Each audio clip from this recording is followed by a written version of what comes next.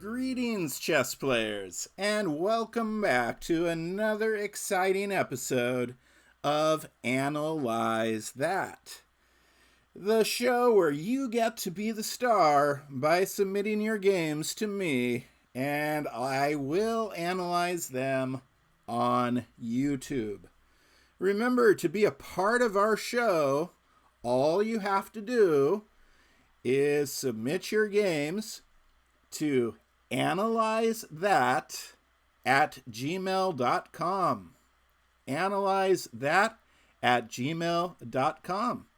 I will receive your game and choose a few games for every episode that I think are highly educational as well as entertaining.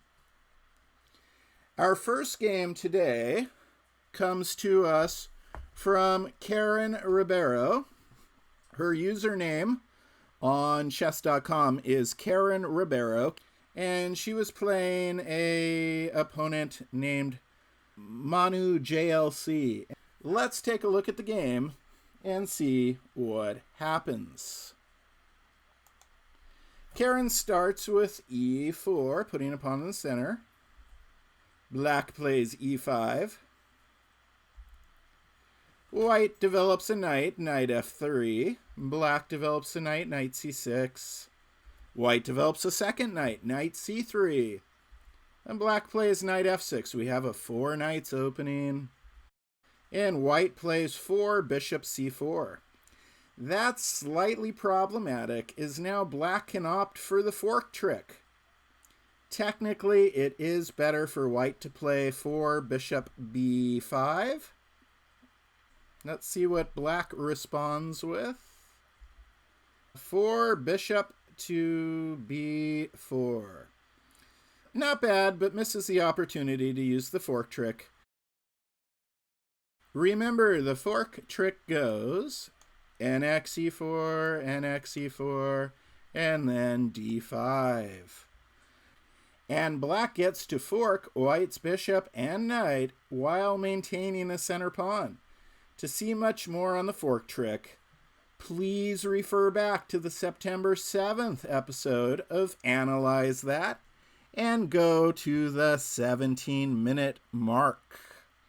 I go into a lot of details and variations and subvariations inside the fork trick in that particular episode. Since I've already covered it there, we're going to move on with our actual game.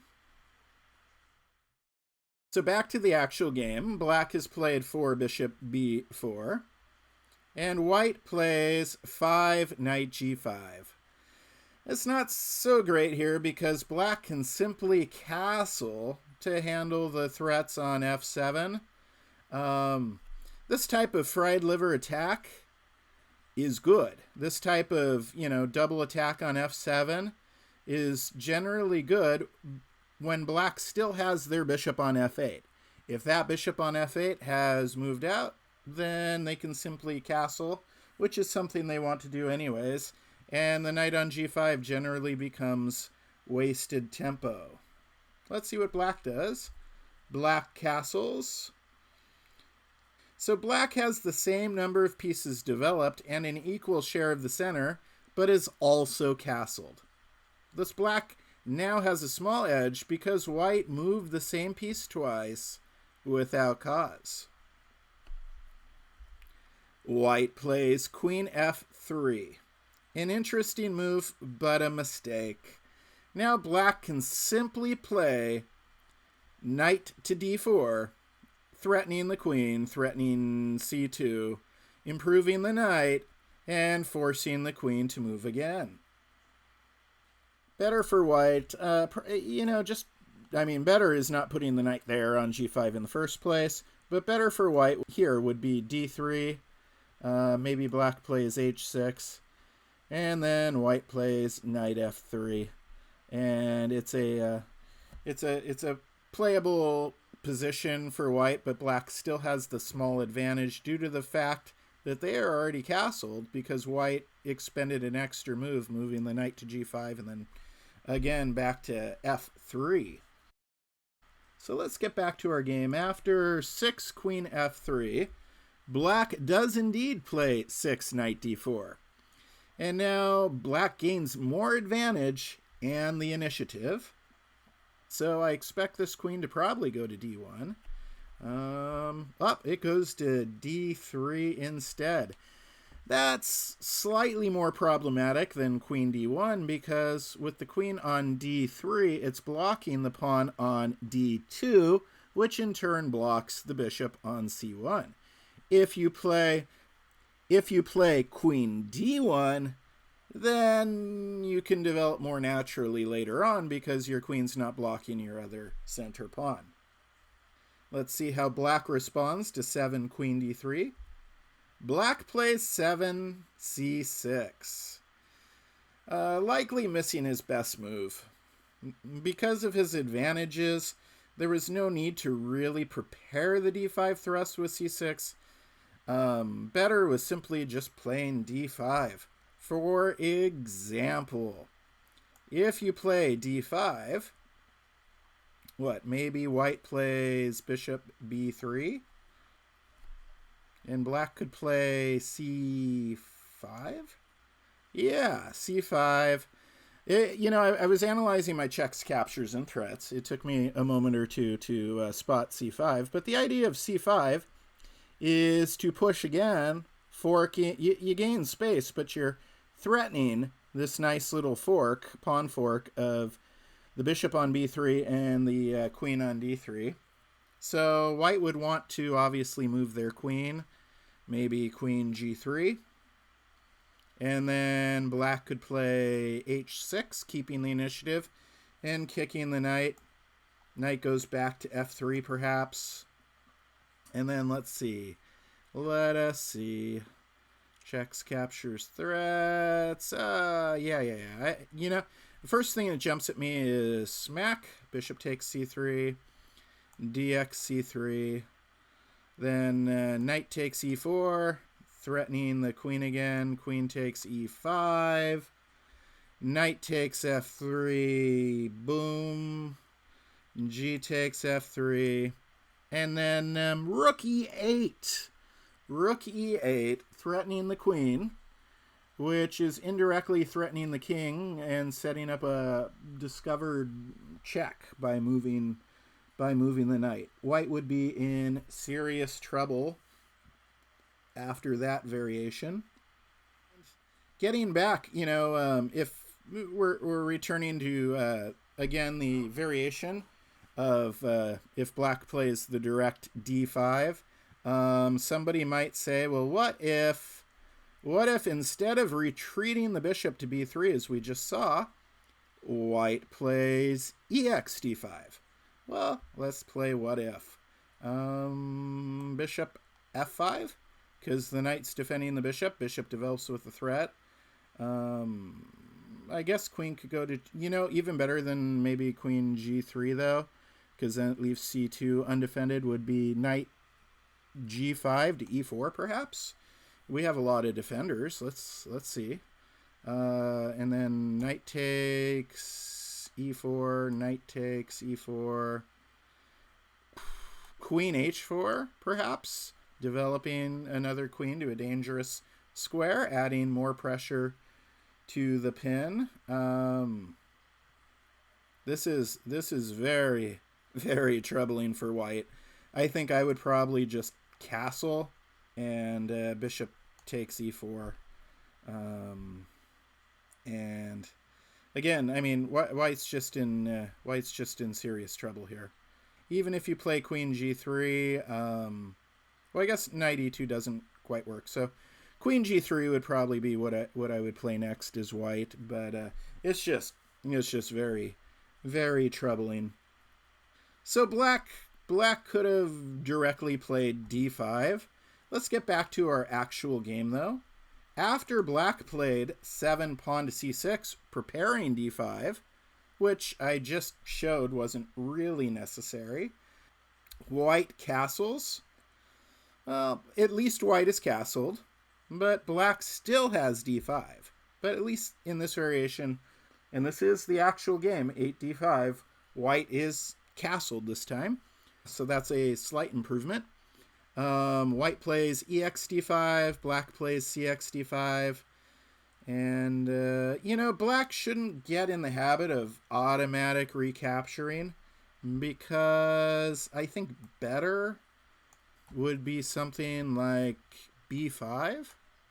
And then when bishop goes to B3, bishop F5, again, developing with the threat against the queen.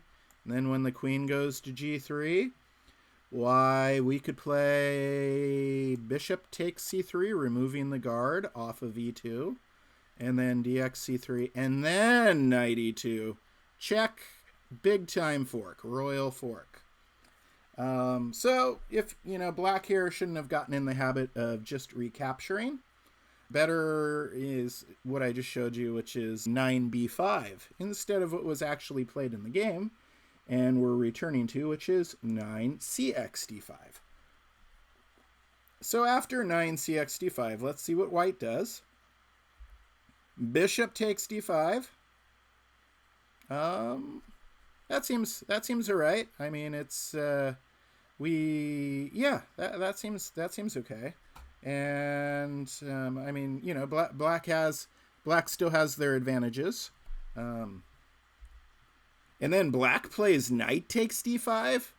Oh my, that is a horrible blunder. That is a horrible blunder. I mean, obviously that's giving away a checkmate. Q takes H7, checkmate. So what should they have played after bishop takes D5? And then we'll see if white actually spots the checkmate. White has just played 10 bishop takes D5. And maybe black should play bishop F5. Again, developing with the threat against the queen. Developing with threats. This is something we talk a lot about, especially in our To the Point series. If you haven't watched those yet, go and check out To the Point. Any of the episodes. So 10 bishop F5. I guess white could interpose with their bishop E4, creating a threat, but then black could play knight takes, and then knight takes, smack, smack. And then here comes that queen out to H4 again. And black still has more development. A pawn in the center. And better piece placement, because white's queen's still on D3.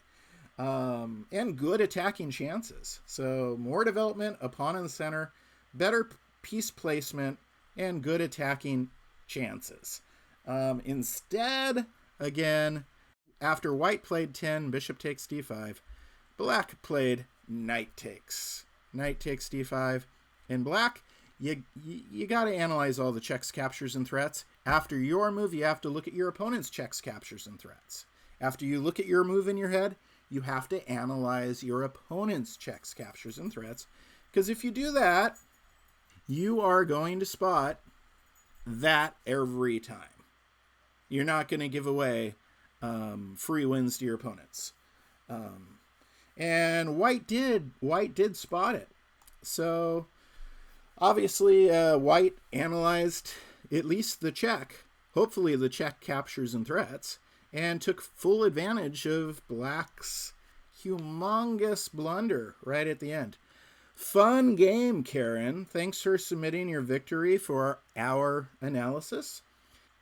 Remember, to have your game featured, all you need to do is copy the PGN text or game link and email it to analyzethat@gmail.com, and you can have your game featured on this show. Let's go to game number 2. Game number 2 features, as white, SpiderWithATopHat versus Climaco 39. So SpiderWithATopHat, all one word, versus CLIMACO 39. Let's see what happens in this game. SpiderWithATopHat submitted the game, and she opens with the center pawn. So good job on both accounts, submitting your game and opening with the center pawn. Black responds with e5, also a pawn in the center. Knight f3, developing a knight on move number 2. So far, so good. From the fan of Star versus the Forces of Evil. SpiderWithATopHat, for those who don't know, is a character on Star versus the Forces of Evil. It's a great show worth checking out on Disney+. And Disney Plus is not a sponsor of the show, so I feel free to recommend. Hey, yeah, it's a fun, exciting show. Let's see. Getting back to the game. Enough of my television recommendations. We do everything on Analyze That. I am here for your entertainment and viewing pleasure. Black plays 2 knight c6, and white plays 3 knight c3. Looks like we're going to have a second 4 knights. And indeed, black plays 3 knight f6. White plays 4 bishop b5, which is the appropriate move for avoiding that fork trick that we talked about briefly in the first game we analyzed today. Black plays 4 a6, putting the question to the bishop. This is the early a6 is more traditional in, say, the Ruy Lopez, meaning e4, e5, knight f3, knight c6, bishop e5, a6.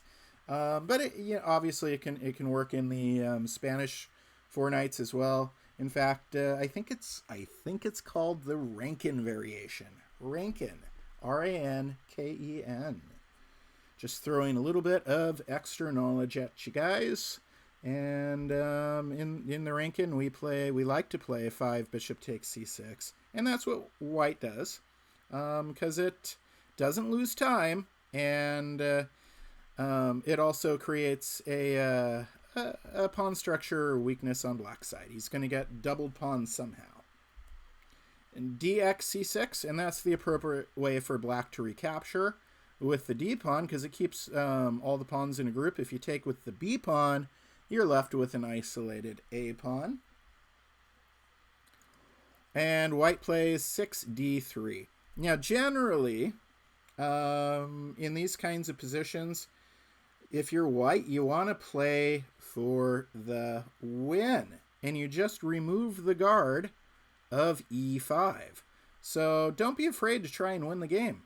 d3 is a good move, but the more complicated variations involving knight takes e5 is how white plays for a win. Let's take a quick look at a couple of these guys.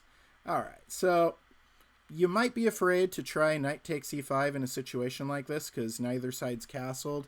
You're opening up the center, and you're exposing your knight to black. They can develop with threats against it. I understand that, but let's take a look. So you learn a little bit about being less fearful to play for the win.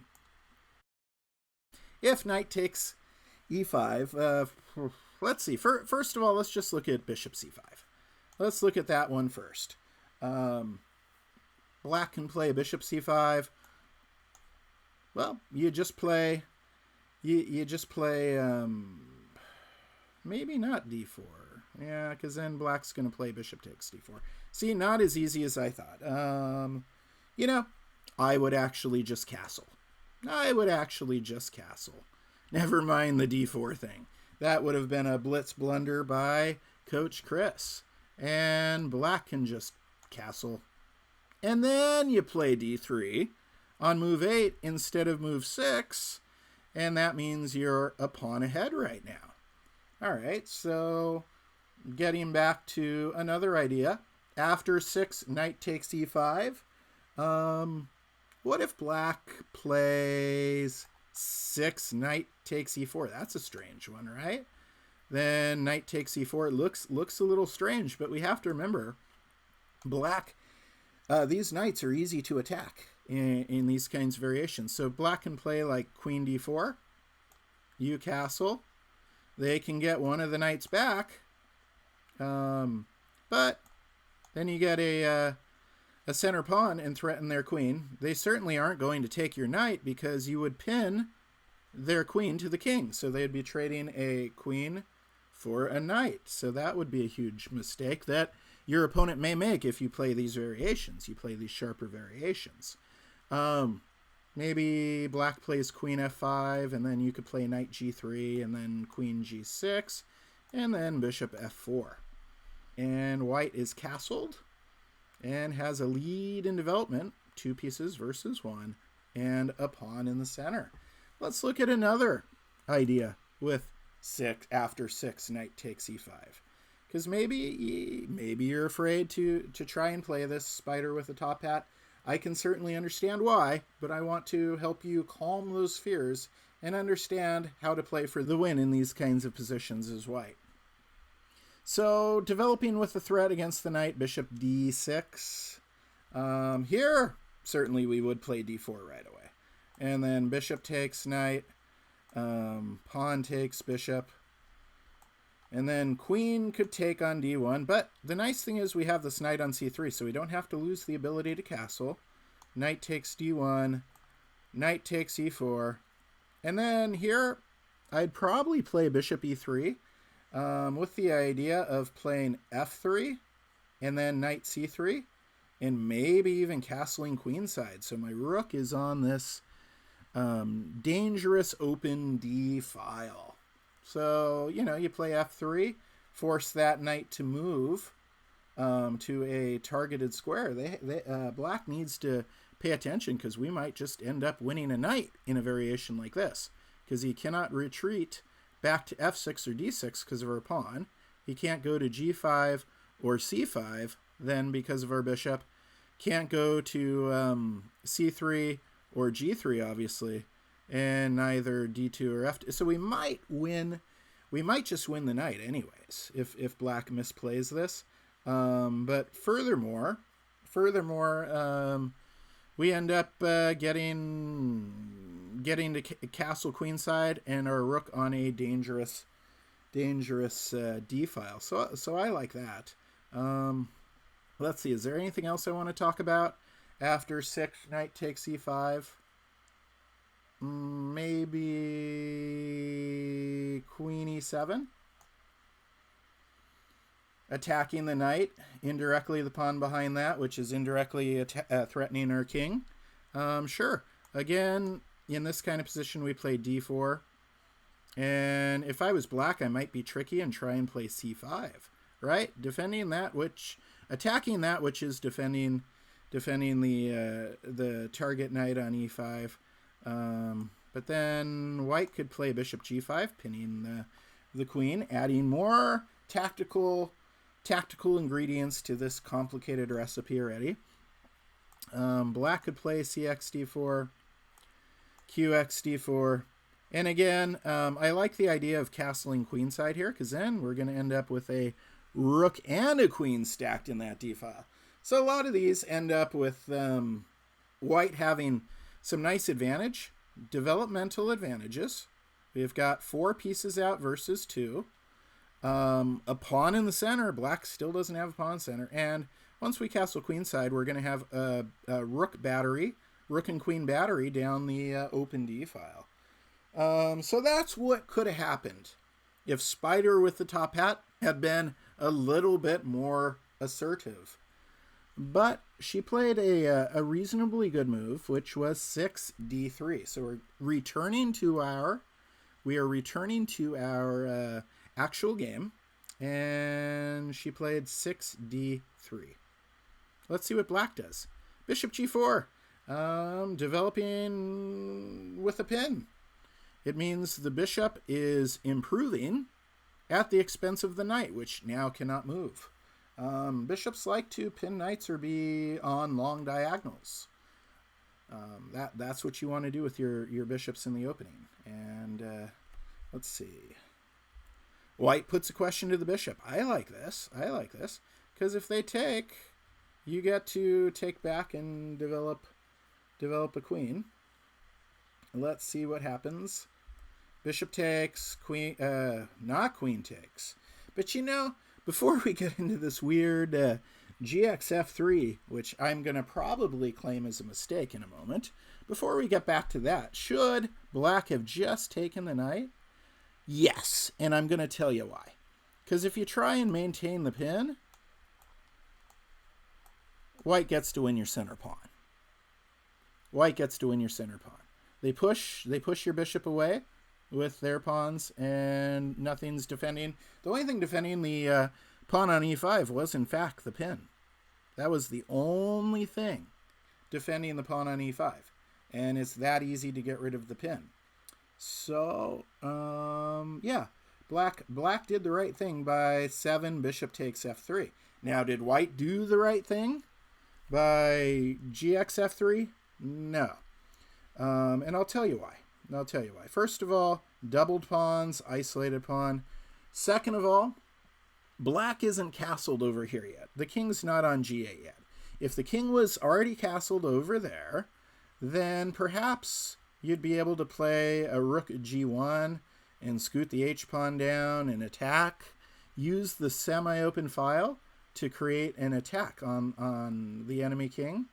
Sometimes we do that. But here, that is not applicable. Black is not castled, so we have just created this messy pawn structure, and we don't get much in return for it. Had we just taken with our queen, we develop a piece. Black probably plays bishop e7. They want to castle. We play bishop e3, and they can castle. And then we have our choice. We could castle kingside and have a reasonably good game, or we could castle queenside, which I would do, because white has a small edge in an exciting middle game where the weather calls for a pawn storm. Black's going to be pushing their pawns down at our king. We're going to be pushing our pawns down at their king.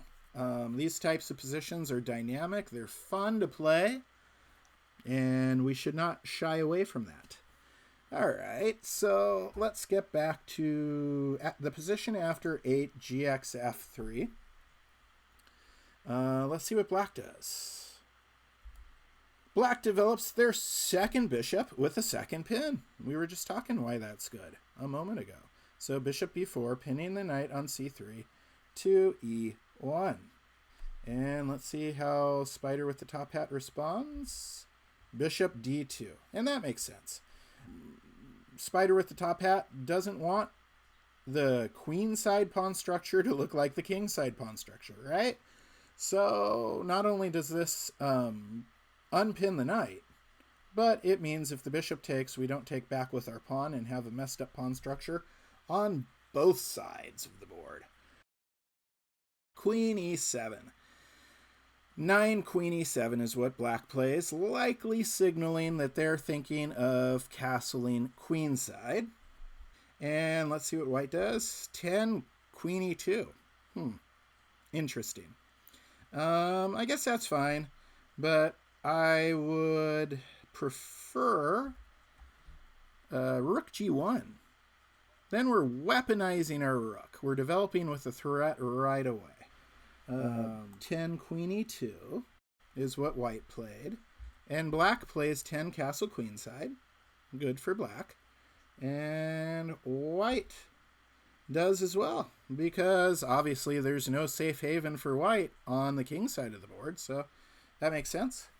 Moving on, black plays 11 knight d7. That seems a little slow and a little awkward. Having said that, what would I do? What would I do if I was black here? You know, I would probably play knight h5 with the idea of knight f4, right? Boom, boom. If white wants to trade their bishop for our knight, so be it, because then we're threatening to expose their king with bishop takes knight. And this f4 square looks rather nice. Looks rather nice for that knight, doesn't it? And let's see. So black played 11 knight d7, and again, that move looks a little strange to me. I'm not thinking that I like it very much. I guess they can play pawn f6, supporting their center pawn, and maybe move the knight over to b6. But where's it going to go after b6? I mean, it doesn't have a lot of good squares. I'm not quite sure what black's up to with knight d7. It's probably just an inaccurate move. And white responds with rook h to g1. I like that. Again, it's weaponizing the rook. It's taking a weakness, a pawn weakness, and trying to turn it into an advantage for the rook. So it's taking a weakness and trying to turn it into an advantage. Good move. Good move. That was 12 rook h to g1. Let's see what black does. g6. See, they make a little mistake. Again, I think it makes more sense for black to play f6, because the queen would still be defending g7, but they got this nice pawn chain supporting their center pawn here.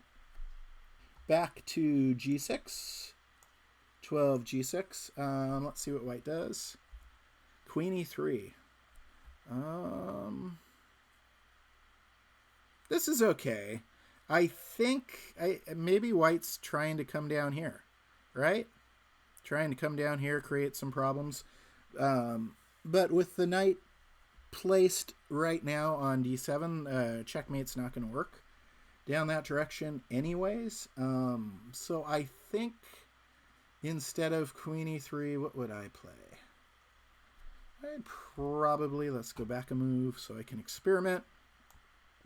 Maybe f4, exf4, perhaps queen g4, queen d6, defending the pawn, but we're attacking it twice. We're attacking it twice. So we could play bishop takes f4, and now white has control of the center, has this nice center pawn, and has the initiative because their queen's under attack. So I think yeah, white would actually be back in the driver's seat had they played 13 f4 instead of 13 queen e3. Having said that, we're returning to 13 queen e3, which is an okay move. It has this very subtle threat of moving the queen to a7, causing black some problems. But black plays bishop c5, stopping the subtle threat and threatening the queen. What's white going to do? Probably move their queen. Queen goes to g5. There were other options too. This sets up a possible queen trade, which I'm not sure, I'm thrilled with, being that we do have a weakened pawn structure for the endgame. So if you wanted to avoid that spider with the top hat, next time you could have played queen e2, queen e1, queen h6. All of these moves save the queen, but don't involve a queen trade.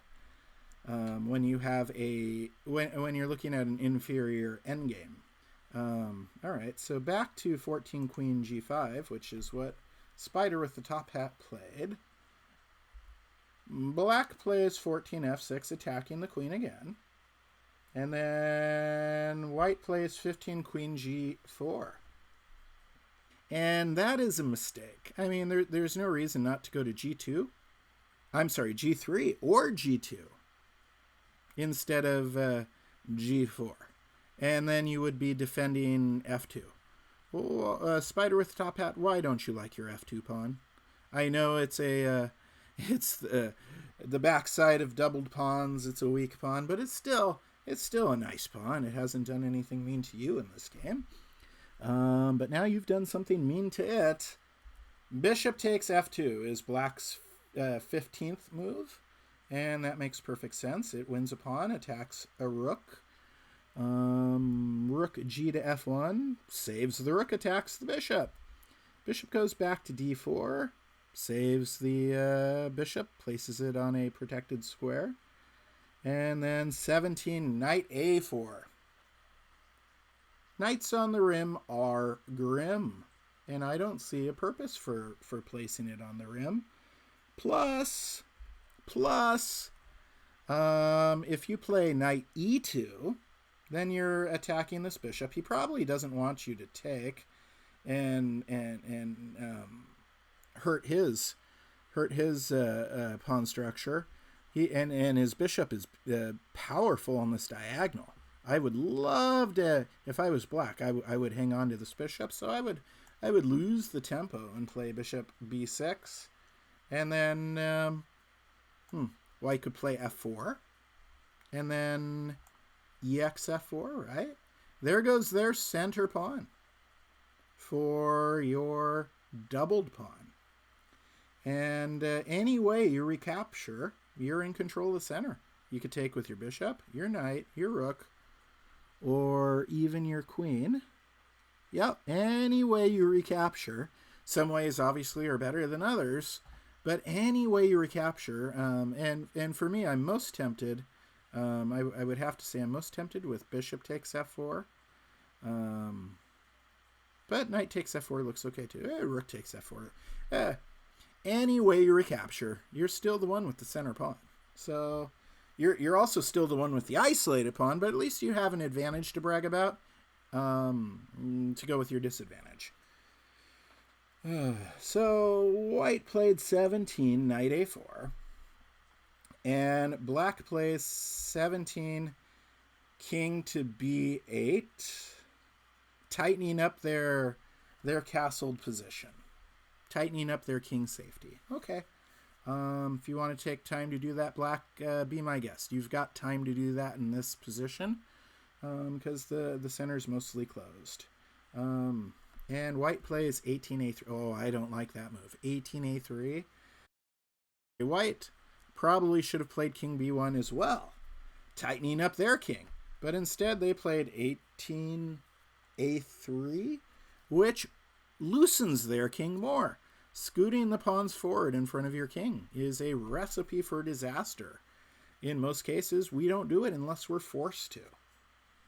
How does black respond to white just loosening up their king? Black moves their knight closer, but this is actually giving white the opportunity to get rid of her knight on the rim.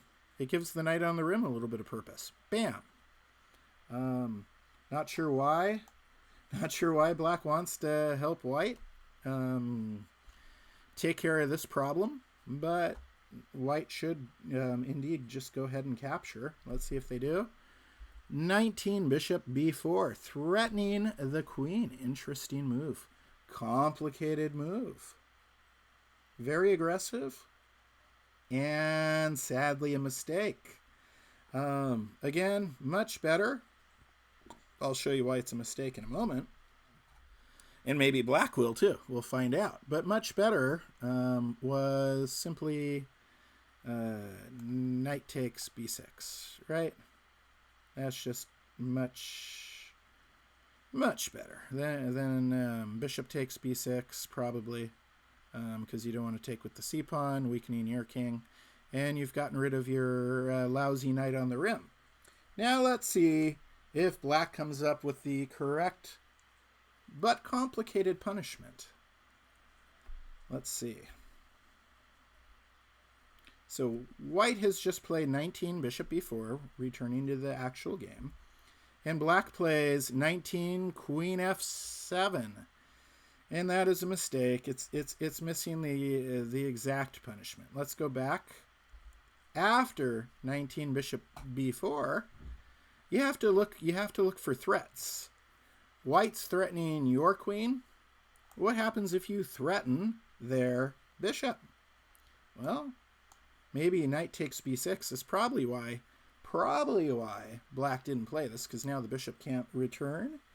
But just because the bishop can't return doesn't mean we can't just play cxb4. And then, well, maybe white plays knight d5, attacking our queen.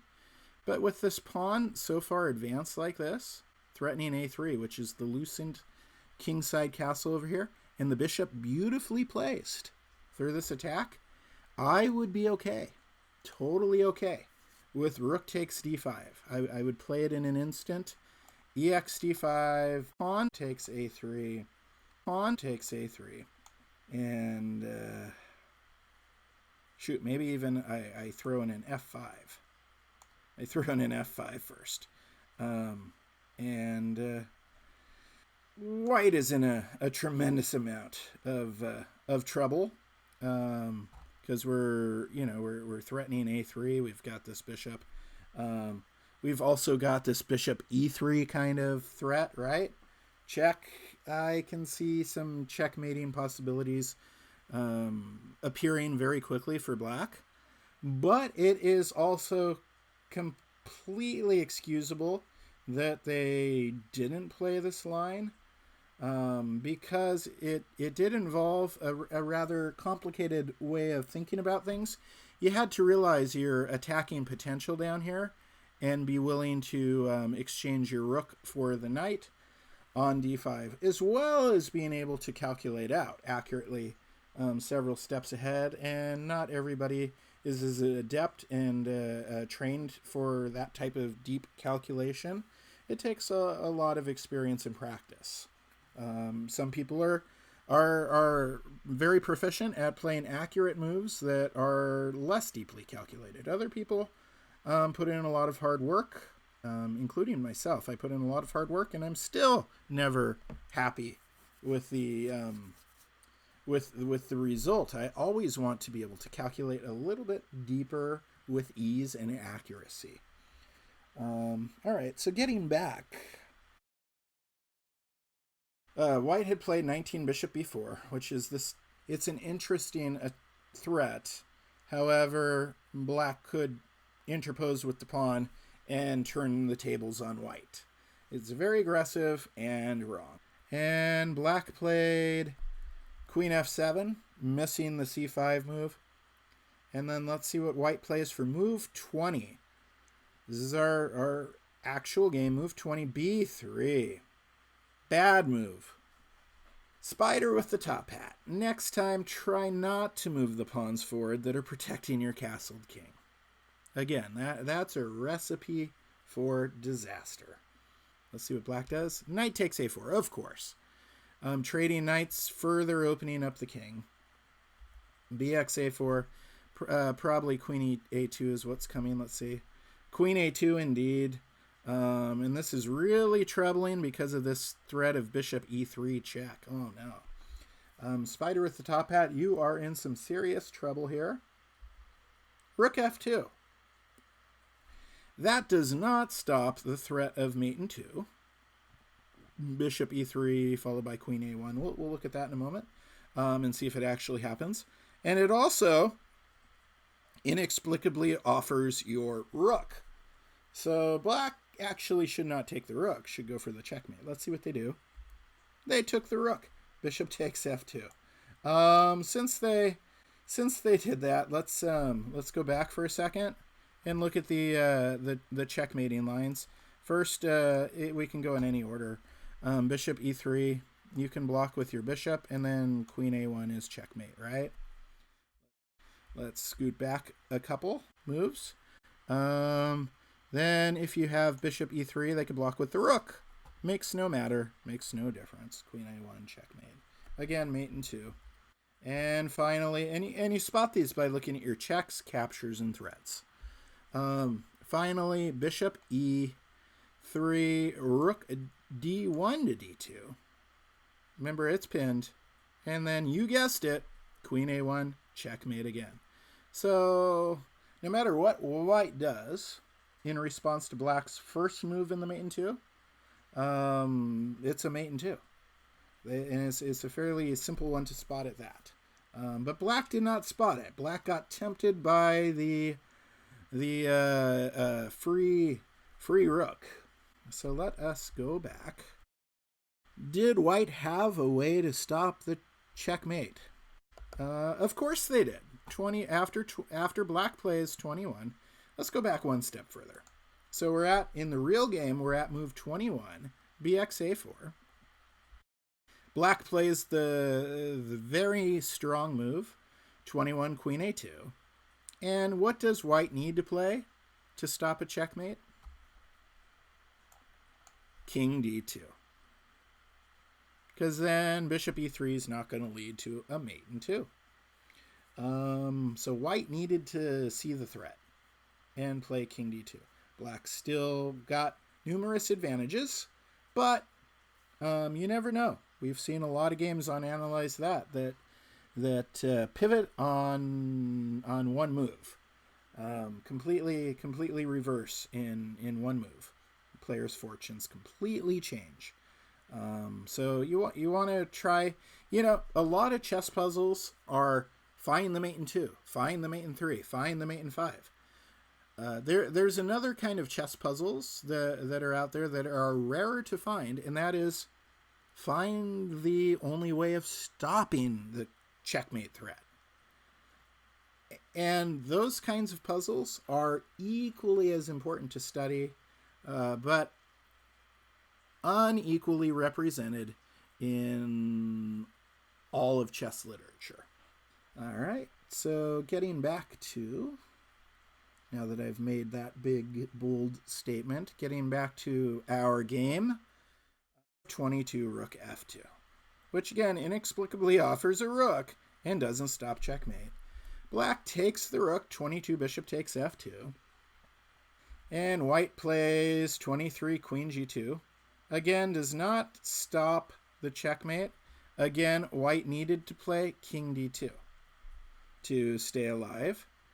This time black spots it, 23 bishop e3 check, and it doesn't matter what white does. It's very similar to the checkmating pattern we looked at a minute or two ago. However, we'll go ahead and look at it again. Let's see what white does. White plays 24 bishop d2, and does black finish it? Black does. Queen a1, checkmate. And just for the sake of completeness, if you had blocked with your queen, maybe they take your queen and then you can escape. You're a queen down. Maybe they'll be greedy and do that. But they still had checkmate. And if you block with your rook, black still had checkmate. So white chose to block with the bishop, picked her poison, and black checkmated. Interesting, SpiderWithATopHat. You submitted a game in which you lost. That shows a fair amount of maturity. Oftentimes we learn more from our losses than we do our wins. So thank you for submitting this game, SpiderWithATopHat. You played a reasonably good game, with the exception of inexplicably moving the pawns in front of your castled king. Remember, the pawns in front of your castled king are what give your king protection, and should thus not be moved forward unless forced to, or where moving them forward is part of a extremely well thought out plan. Don't just move the pawns in front of your castled king willy-nilly, because you did that. You played a3 and you played b3, and by moving these pawns forward, by moving your pawns in front of your king forward, you created the weakness that your opponent was able to exploit. Other than that, though, you played a perfectly reasonable game. It's kind of sad that you chose to move. Maybe you didn't know what you should be doing at that point in the game. Maybe you need to work on forming better plans, because moving the pawns in front of your castled king more often than not is not a good plan. That does it for this episode of Analyze That.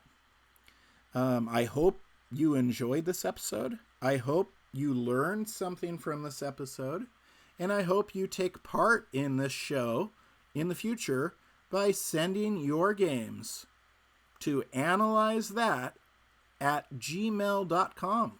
analyzethat@gmail.com. You can copy the PGN, paste it into the email, or you can copy a link to the game on one of the chess servers and send it to me like that. Either way works for me. I'll look at your games and decide if they are educational and entertaining. And I feel like going over them with our greater audience here on the Daily Chess Musings YouTube channel. That reminds me, be sure to like and subscribe to our YouTube channel. We are growing fast. We are posting videos often, and liking and subscribing means you don't miss any of the action, and also you are voting that we are doing a good job. When you like and subscribe, you are casting a little vote saying you like this kind of content.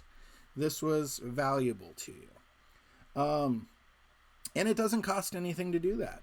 Also, feel free to visit us online at dailychessmusings.com. dailychessmusings.com.